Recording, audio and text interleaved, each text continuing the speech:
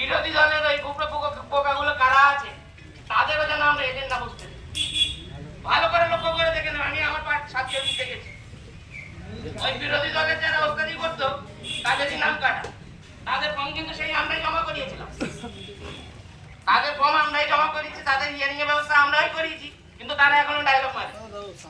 কিন্তু তাদের যদি নাম রিলিজে থাকে আর আমরা যদি বুথে বুথে আমাদের অনেকজন সিনিয়র যারা আমরা এজেন্ট বসতাম বুথের ভেতরে যে লড়াইটা অনেক ক্ষেত্রে সেটা বোধহয় বুথের ভেতরে করা যেতে পারবে না, সেটা আমরা ওই ক্যাম্পের মাধ্যমে করব।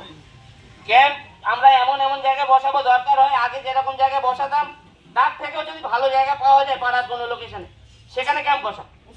খুব মজবুতির সাথে ওই ক্যাম্প থেকে আমাদের পরিচালনা করতে হবে এই নির্বাচন।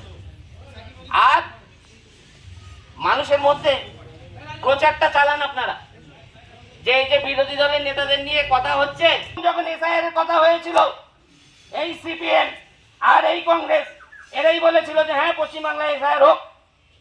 মমতা ব্যানার্জি ক্ষমতাটা ওরা দেখতে চাচ্ছিল, ভালো ভালো চোখে নেয় না, ওদের তো কারবার গুটিয়ে দিয়েছে মমতা ব্যানার্জি।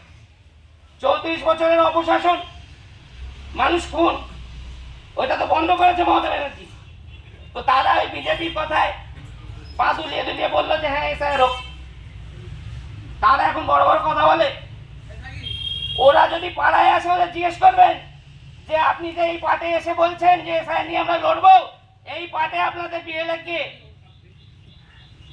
আপনারা তৃণমূল কংগ্রেসের নামে এত কথা বলছেন, আপনাদের বিএলএ কে একবার বলুন দেখি। কিচ্ছু বলতে পারবে না।